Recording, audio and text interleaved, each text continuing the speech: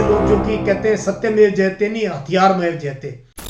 और इस देश में हर एक को रहने का उतना ही हक है जितना आपको और मेरे को। सबका देश है और देश की ताकत भी यही है। नमस्कार दोस्तों, क्या हाल है?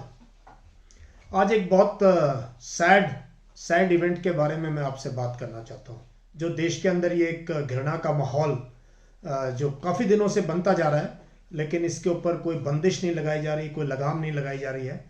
और जो पिछले 2 दिन में जो 2 नौजवान बच्चे पकड़े गए, 21 साल का लड़का और एक 18 साल की लड़की, मुंबई पुलिस ने ज़बरदस्त काम किया है।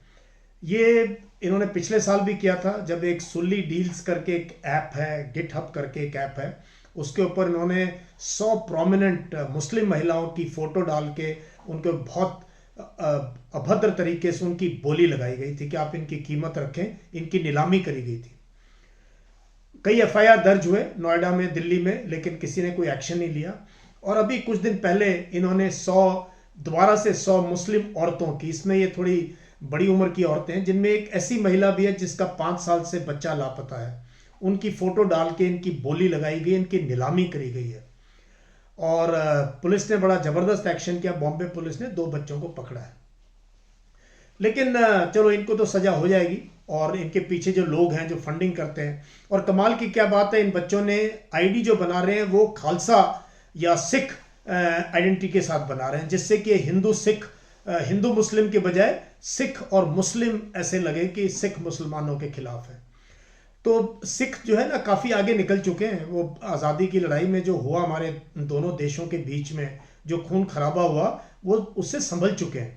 और मेरे ख्याल से मुगलों को गए हुए भी बहुत साल, कई सैकड़ों साल हो गए, अभी शायद उनका कोई औचित्य नहीं रह गया कि उस टाइम पे क्या लड़ाई थी और उसका बदला आज लिया जाए। लेकिन कुछ लोग हैं हमारे देश में जो इस तरह की राजनीति में बिलीव करते हैं, इस तरह की उसमें घृणा का वातावरण बनने में उनको लगता है शायद अच्छा माहौल बन गया है, चुनाव सर पर है। लेकिन मैं पुराना फौजी हूँ और तीसरी पीढ़ी का फौजी हूँ और मिलिट्री स्कूल में पढ़ा हूँ। मेरे दिल के करीब जो है देश का प्रियम्बल, जो देश का संविधान है, बहुत नज़दीक है। हम जब कमीशन लिए थे तो हमने झंडे की कसम खाई थी, हमने किसी धर्म की कसम नहीं खाई थी कि हम आपके धर्म को प्रोटेक्ट करेंगे या उसकी लड़ाई लड़ेंगे। तो आज के अखबारों में और कल के अखबारों में ये देखिए, ये कल का एडिटोरियल है इंडियन एक्सप्रेस का, ट्रैक देम डाउन, कि इनको ढूंढो और इनको निकालो। कौन है ये जो मुस्लिम महिलाओं के, हमारे देश की महिलाएं हैं, इनकी जो है नीलामी लगा रखी है इन्होंने, इनकी फोटो डाल के। उसके बाद ये एक आर्टिकल है अगेन इंडियन एक्सप्रेस में, ये आज का अखबार है, जिसमें टर्निंग टू द कोर्ट, जिसमें ये रेखा शर्मा, ये कोई ऑर्डिनरी नहीं है, ये हाई कोर्ट की जज रह चुकी हैं, ये जज हैं, ये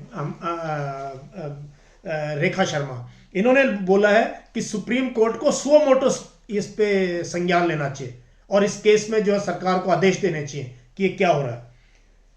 और उसके बाद आप देखिए, ये है आज का, कल का है, ये टाइम्स ऑफ इंडिया, इसने भी अपना जो है एडिटोरियल है, पनिश हेट मॉन्गर्स, और उन्होंने बात किया धर्म संसद जो हरिद्वार में हुई। आपने देखी होगी वो वीडियो। ये धर्मगुरु बन चुके हैं क्या ऐसे लोग जो कि कहते हैं सत्यमेव जयते नहीं हथियार में जयते, जो ओपनली लोगों को कसम खिला रहे हैं कि हम मुसलमानों को मारेंगे, देश में ये करेंगे।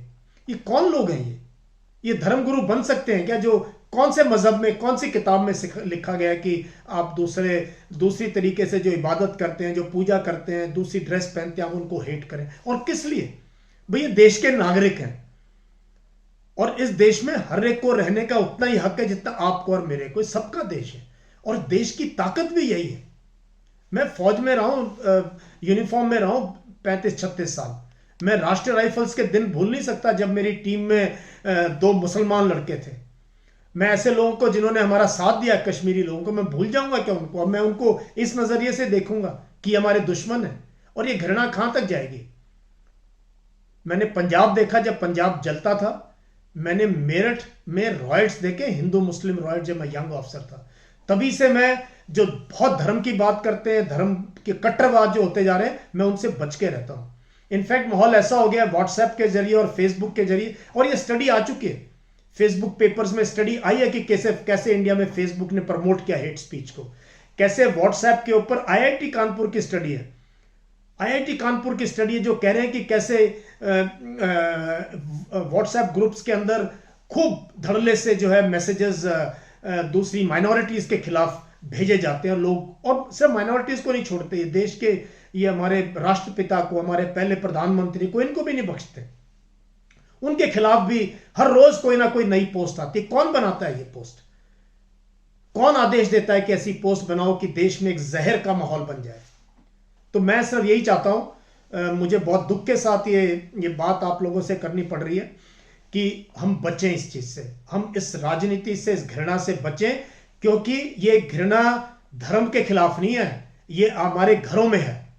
और ये क्या है, आज आप एंटी मुस्लिम कर रहे हो, कल आप जाट, गुज्जर, जाट, राजपूत, जाट सिखों की बात करोगे, फिर आप बनिया, कायस्थ और इनकी बात करोगे, फिर आप शेड्यूल्ड कास्ट और अपर कास्ट की बात करोगे, और फिर आप पड़ोसियों की बात करोगे, दूसरे गांव की, दूसरी अपने चाचा चाची की बात करोगे। फिर ये कहां से ये बीज हमारे बीच में जो है घृणा का एक पेड़ इतना बड़ा हो गया। और ये बच्चे 21 साल के, 18 से 21 साल के बच्चे ऐसी ऐप बना रहे हैं और इस तरीके के जघन्य तरह के काम में। तो हमें कोई उग्रवादी नहीं चाहिए इस देश को बर्बाद करने के, हमें पाकिस्तान की जरूरत नहीं है। तो कृपया करके बचें इस चीज से। और मैंने न्यू ईयर पे भी यही रेजोल्यूशन दिया था, क्या हम अपने व्हाट्सएप ग्रुप, अपनी फेसबुक में क्या हम बंद कर सकते हैं इस घृणा को?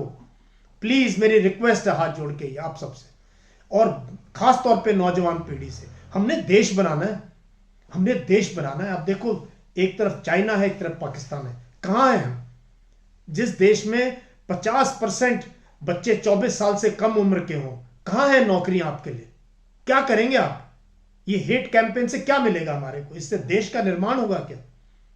देश का निर्माण होता है जब सभी जुड़ के काम करते हैं, सभी लोग। और इस देश में हर एक का हिस्सा है, इस मिट्टी में सबने खून बहाया है, आजादी की लड़ाई में नहीं, 1857 की लड़ाई में भी, और फिर आजादी की लड़ाई में भी, और उसके बाद भी हर युद्ध में और हर इंटरनल जो सिचुएशन हुई है। तो कृपया करके ऐसी पोस्ट ना डालें और बच के रहें। पेरेंट्स से मेरी निवेदन है, जरा आप भी अपने जो ये पुराना जो बैगेज है इसको कृपया करके छोड़ दें। और ये देश बहुत कमाल का देश है। हमारे किसी धर्मगुरु ने किसी भी धर्म की किताब में किसी मजहब के बारे में घृणा करना नहीं सिखाया। और अखबार कृपया करें, पढ़े अखबार। ये एडिटोरियल तभी कोई लिखता है एडिटर जब उनको हिट होता है कि नहीं, ये मसला जो है देश के जहन पे लाया जाए। तो मेरी रिक्वेस्ट आप सबसे कि please let's stop hate, let us stop hate speech, let us stop forwarding anti minority post. Thank you. जय हिंद।